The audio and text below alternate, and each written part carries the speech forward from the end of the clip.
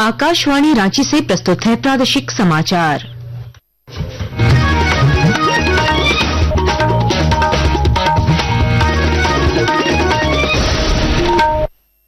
नमस्कार, प्रादेशिक समाचारों के साथ मैं कामिनी। पहले मुख्य समाचार।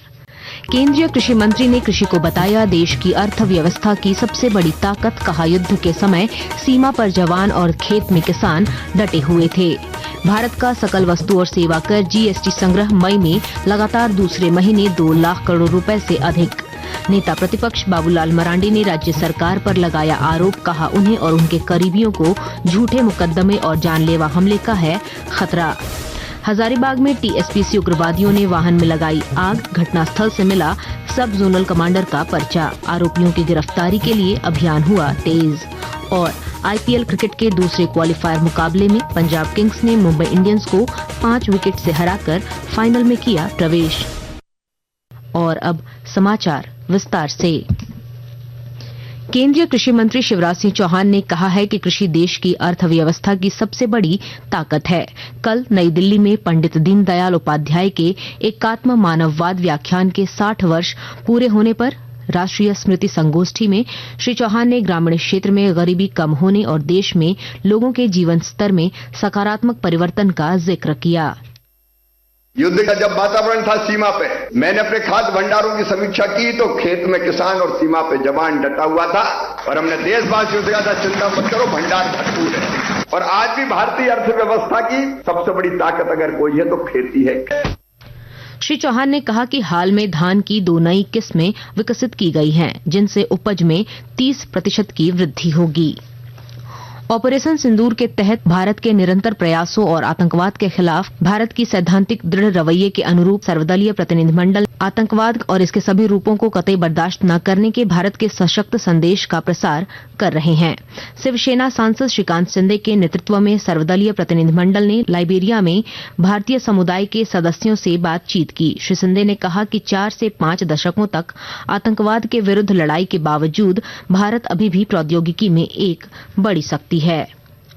ऑपरेशन सिंदूर की सफलता के उत्सव के बीच राष्ट्र भारतीय सैनिकों की वीरता को नमन कर रहा है। सशस्त्र बलों के शौर्य की स्मृति में आकाशवाणी समाचार विशेष श्रृंखला का प्रसारण कर रहा है। आज इस कड़ी में हम परमवीर चक्र से सम्मानित कंपनी हवलदार मेजर पीरू सिंह का स्मरण कर रहे हैं, जिन्होंने 1947-48 के भारत पाकिस्तान युद्ध में सर्वोच्च बलिदान दिया था।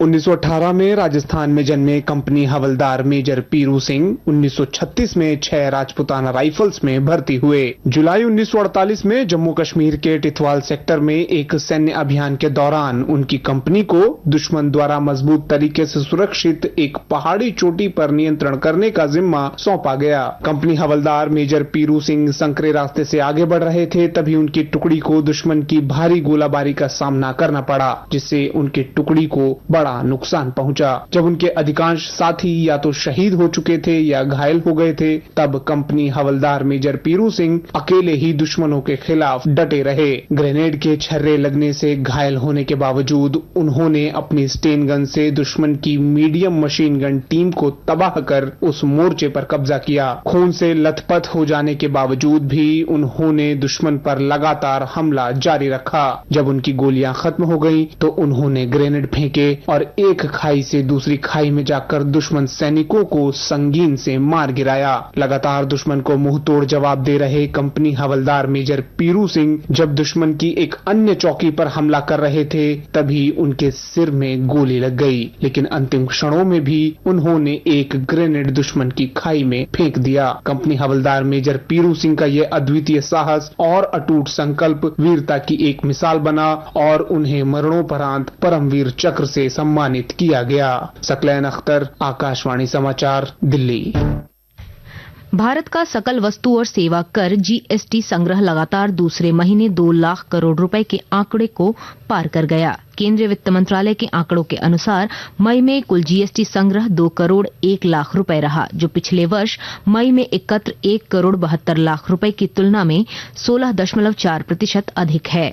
इस वर्ष अप्रैल में जीएसटी संग्रह 12.6% बढ़कर अब तक के सर्वाधिक 2 करोड़ 37 लाख रुपए पर पहुंच गया। आकाशवाणी के ताजा तरीन समाचारों के लिए आप हमारी वेबसाइट newsonair.gov.in पर लॉग ऑन कर सकते हैं।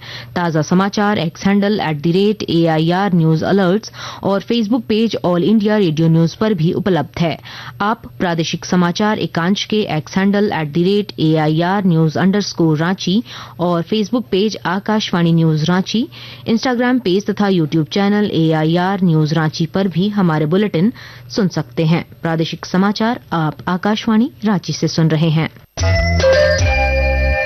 भाजपा प्रदेश अध्यक्ष और नेता प्रतिपक्ष बाबूलाल मरांडी ने राज्य सरकार पर गंभीर आरोप लगाते हुए कहा कि राज्य सरकार और उनके करीबी अधिकारी उन्हें और उनके सहयोगियों को झूठे मुकदमों में फंसा सकते हैं। गिरिडीह में पत्रकारों से बातचीत करते हुए उन्होंने आशंका जताई कि उन पर जानलेवा हमला हो सकता है। श्री मरांडी ने कहा कि वे लगातार झारखंड में भ्रष्टाचार का मुद्दा उठा रहे हैं, जिससे सरकार परेशान है। इस झारखंड प्रदेश की आवाज के रूप में हम खड़े हैं और लगातार हम सरकार के अंदर में जो भ्रष्टाचार है और लूट है उसके विरोध में हम लगातार आवाज उठाते रहे और इसके कारण से राज्य के मुख्यमंत्री और उनके कुछ चाहते भ्रष्ट अफसर लोगों ने मिल करके डराने की, धमकाने की एक प्रकार से सुपारी लोगों ने ले रखा है, यानी मेरे ऊपर हमला करने का और कोई ना कोई झूठे केस मुकदमा में भी फंसाने का इस प्रकार की साजिश